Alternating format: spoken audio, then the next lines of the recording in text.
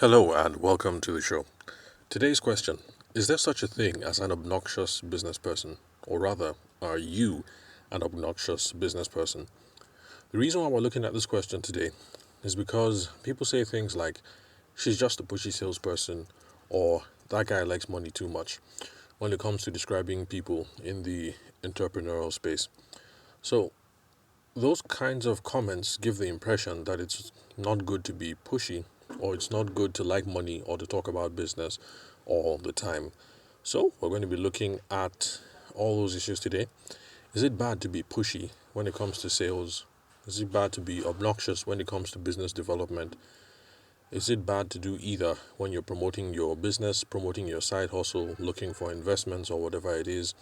Is it bad to talk about money all the time? Is it bad to talk about business opportunities and your goals and your ambitions? So, before we answer those questions, we have to be clear on what being pushy or what being obnoxious means in the first place and why it is bad to be money minded. Now, Brian Tracy says that we should always feel comfortable talking about our business, our product, or our service because sales is important, and without that, you can't build the life or the business or the opportunity that you deserve. So, Uncle Brian Tracy, who else? Tom Hopkins, the older folks, all the way right up to Grant Cardone. Who else? Um, who else? The young breed, the new guys. There's this guy's name. I just keep forgetting his name right now. Anyway, he used to be in the liquor business with his father, and he's currently thought of as a social media marketing expert. Gary Vaynerchuk, yeah. So the likes of Gary Vaynerchuk would also say we should feel comfortable about talking about our businesses, our products, our service, our skills, our passions, or whatever, if those are the sorts of things that we're into. And that makes sense because you can't build the life, the business, the opportunity that you deserve if you don't talk about these sorts of things. And however, if you do sales or business development or promotions or marketing or whatever it is that you want to call it, if you do things the right way, if you do things the proper way, then there is no way that you can be a pushy salesperson or a pushy business owner or an obnoxious sales rep or whatever. And this is the reason why. Because there's a principal rule, there's a cardinal rule of sales and business development, which is that you should only be talking to people who want what you have, who need what you have, who can afford what you have, and who have a sense of urgency around your product or your service. Let me repeat it again for those of you who are catching this podcast for the first time. For those of you who've been listening for a while, right now we have over 620 episodes. You're already familiar with this. But for the newcomers, let's go over this again. It's a principal rule. It's a cardinal rule. It's, a fundamental rule, whatever it is you want to call it, of sales and business development and promotions, that you should only be talking to people who want what you have, who need what you have, who can afford what you have, and who have a sense of urgency around your product or your service. This is not about looking around and trying to convince people. This is about looking for people who already have the need, who already afford, and who already have a sense of urgency.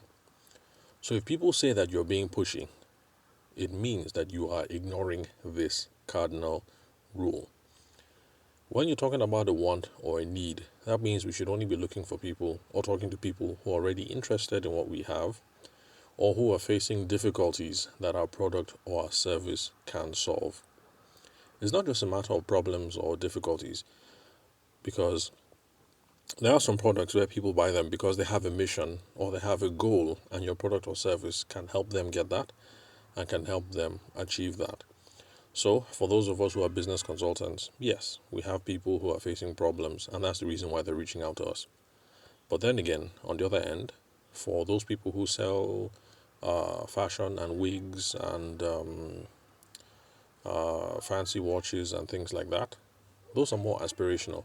People have a mission, they have a goal, they have a sense of self that they're trying to achieve, and they think that our product or our services can help them achieve that. So it's not always in a negative sense. People are having difficulties. There's also a positive angle, That's people who are trying to strive towards something, and our product or our service can help them achieve that. So, if there is no want and there is no need or there is no vision that someone is running towards for your product or service to help, then yes, you are being pushy. This is an example that I've given a lot, and I'll say it again for those of you who are newcomers to the show. I only wear plastic wristwatches, and I've gone over the reasons why I love plastic wristwatches, so I'm not going to mention that on this podcast episode again. But bottom line is, I only wear plastic wristwatches. People who are trying to convince me to look at gold and silver watches, they are being pushy because I do not wear plastic wristwatches. Okay, let me go into the reasons why. My skin corrodes every single kind of metal. It's a problem I've had right since I was in primary school. My father got me my first watch. It was a Marlboro plastic wristwatch, and let's see what else. Anyway, eventually I would get into wristwatches that have gold and silver. In fact, my watch calls me a watch prostitute. I'm constantly changing watches. I get a watch, I love it, I keep it for a while, and then I see another one, and then I see another one. So maybe I'm a bit of a watch prostitute. Yeah, I'm constantly changing wristwatches. But one thing that you'll find in common is that I only wear plastic wristwatches. So I like my Casios, I like my what's this Swiss one called? Swatch. I like my Casios, I like my Swatches, stuff like that, because they do not corrode, and a bunch of them are water resistant, so I can use it to do anything. I can sweat with it, I can swim with them, I can wash with them, I can wash plates with them, I can do absolutely everything with my plastic wristwatches. I put them on, I never have to take it off. So I love my plastic wristwatches. But because of that, people look at me and they think, okay, something's wrong with this dude. This dude is clearly uh, this dude is clearly 30, 40 years old, and he's running around wearing wristwatches that primary school children, like kids, should be wearing. And so people are constantly trying to convince me that I should be looking at gold or silver wristwatches. Those people are being pushy because there is no want, there is no need. They might actually be right that people my age should not be wearing plastic wristwatches. It's possible that they're correct. But the thing is, right now, they're talking to a guy who has no want or who has no need. I have no difficulties that I'm facing around wearing a plastic wristwatch. It doesn't meet my aspirations, my personal branding, or whatever to wear silver wristwatches. So you keep on talking to me about gold and silver wristwatches. You're being pushy. You're wasting your time. So those folks are better off asking, what kind of wristwatches do you like? So instead of running around and telling everybody who wears a plastic wristwatch that they should be wearing gold and silver wristwatches, why not go around asking questions instead? Are you a watch person? What kind of wristwatches do you like? You're better off starting conversations that way. Because my wife wears watches for different reasons. For her, a watch is a fashion accessory. She has a really nice, what's it called? Fitbit that she wears. And sometimes we're heading out. I'm like, where's the Fitbit? She's like, oh, I left it at home. I'm like, but, that thing tracks steps and all that, and you're wasting steps. And she'll just shrug me off, and then we go on with our day.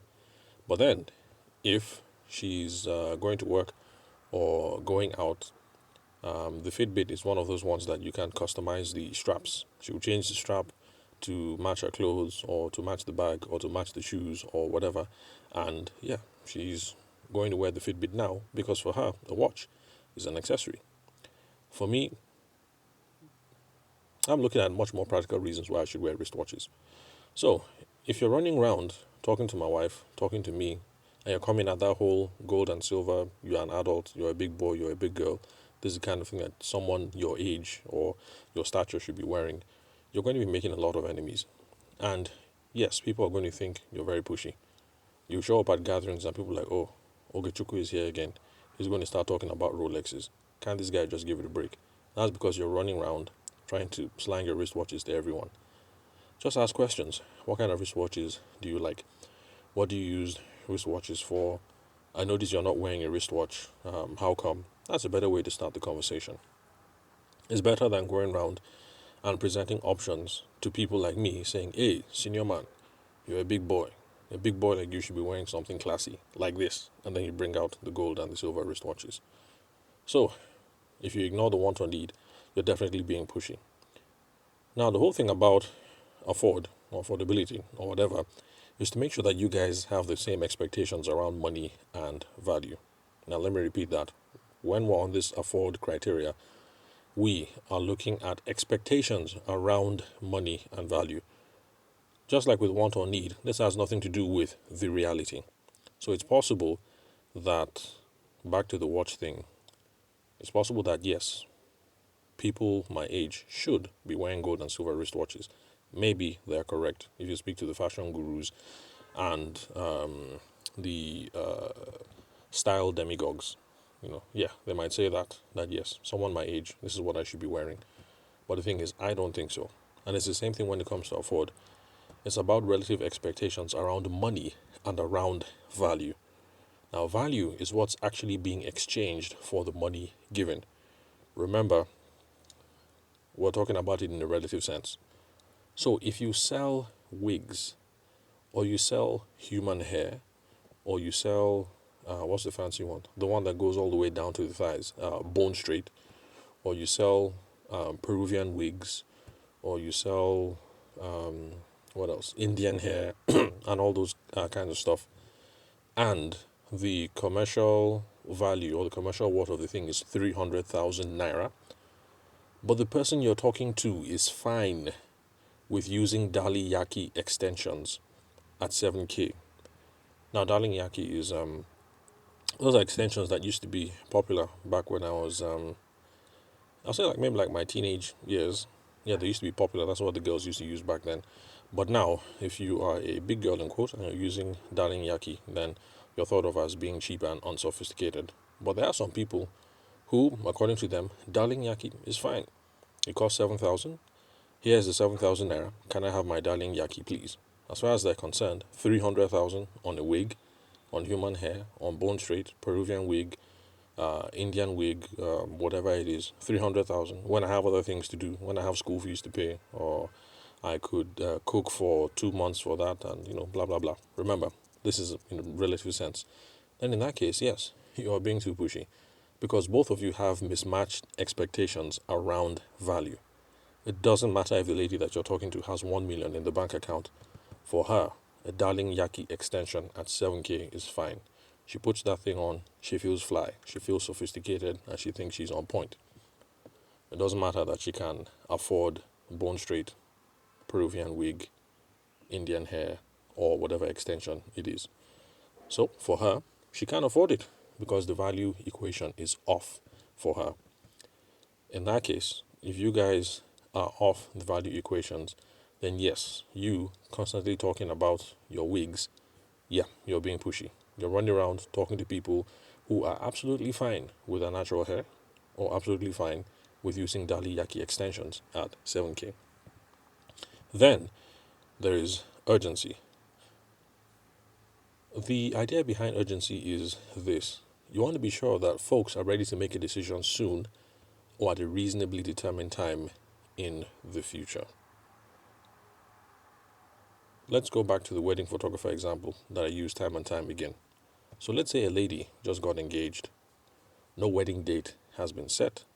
The families haven't even met. The boy's family has not met the girl's family, or at least in this part of the world anyway. The guy proposes, the girl says yes, and then the boy tells his people, the girl tells her people, those families meet, they come up with a bunch of dates, then they speak to the wider families, and then a consensus is reached, and then you guys are good to go, and they agree on who's paying for what and blah blah blah blah blah. So that's how it works in this part of the world, in Nigeria. Although in the West, it's largely an individual affair. So for America, for the UK, it looks as if sometimes I get the impression that the guy and the girl, they agree if they can afford it, then everything goes along on their own terms. So excuse me.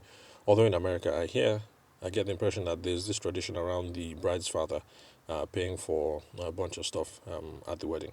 Anyway, I digress. But that's how it works over here. So, lady has been engaged, but no wedding date has been set. The family hasn't met, and you're constantly pinging her, messaging her making phone calls over her wedding because you want to be her wedding photographer. In this case, you are being pushy because from what we know, we can't see her being ready to make a decision just yet because it's not just about the boy and the girl. They've met, she has said yes, and maybe she's thinking November of next year. But the thing is, the family hasn't met. Nothing has happened that shows that she might be ready to make a decision in the reasonably foreseeable future. And yes, we should be asking those kinds of questions. And that's why wedding planners, for instance, don't. One of the earliest questions that they ask, one of the earliest questions that they ask the bride is, after that whole, oh, congratulations, oh, who is he? Tell me about Chukudi, tell me about your husband to be, blah, blah, blah. Eventually, they get to that point of, oh, okay, cool. So, what day do you guys have in mind? Have you guys booked a wedding hall? I mean, that's the whole point for wedding planners, asking those questions because they want to be sure that this person has a sense of urgency, that the person is ready to make a decision soon or at some time in the future. So, if they're thinking November, the families haven't met, but she has spoken to her family members and they're thinking maybe October, December next year, that's a reasonably foreseeable time in the future. There might be some sense of urgency there. And this is a mistake that most business people or budding entrepreneurs or salespeople forget about when talking to people and they try to drum up business or interest in the product or the service. They forget about the urgency bit. They go and they talk to the right people. They make sure that the people can afford. But if they're not ready to make a decision anytime soon, and we can't glean any factors that may make them ready to take action at some reasonable point in the future, then we are just being pushy. So if you follow this cardinal rule, this whole thing of want, need, afford, urgency, if you follow this cardinal rule in talking to people about your business opportunities, then no one is going to call you pushy. Actually, people will respect your hustle and they will call you determined. Say, that's a determined young man, that's a determined young woman. That's because you're talking to people who actually need or want what you have, and you're not bothering people who do not want to be bothered. This is how you stop bothering people who don't want to be bothered, by paying attention to some of these traditional things: want, need, afford, urgency. So if people accuse you of being money motivated, money minded, you like money too much, that's something we say in this part of the world, that someone likes money too much. It's the same thing. Don't talk about your hustle. Don't talk about your business. Don't talk about your investment opportunity or whatever it is to other people who are not interested. And that's how you figure out who is interested. Want, need, afford, urgency. If you're in the poultry business and you're looking for investors, it's the same. Want, need, afford, urgency.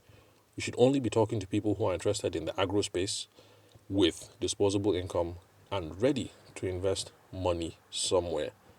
So if you keep talking to your father's friends, your uncle's associates, and they don't fit this bill, want, need, afford, urgency, eventually they're going to start saying, young man, you're in too much of a hurry. Slow down, there's more to life. Money isn't everything. How did you grow up being so greedy? I know your father is a good man. Where did this greed come from all of a sudden? This boy doesn't realize that a good name is better than money. That's something that they say in this part of the world. The people think you're being too forward or being too fast. So yes, you're being pushy because you're talking to the wrong person. If you're talking to people who are interested in the agro space, they have some disposable income, even if they're not ready to invest yet, they're not going to say that you're being pushy. There are a couple of things I've aligned here around want, need, afford, urgency. So we should always be paying attention to that. If you're into forever living products, it's the same thing. Want, need, afford, urgency. You should only be talking to people who are interested in multi-level marketing, who have money to buy the inventory that is required to get into that type of business, if we can call that a business, but that's a debate for another day. Then we should also only be talking to people who are ready and looking for other avenues to grow their income or to grow a personal influence. If you talk to other people who don't meet this criteria, they're not interested in multi-level marketing, they don't have the money for the inventory, they don't care about income growth and growth in personal influence, they are going to call you a scam artist. They'll say, she's just a scam artist.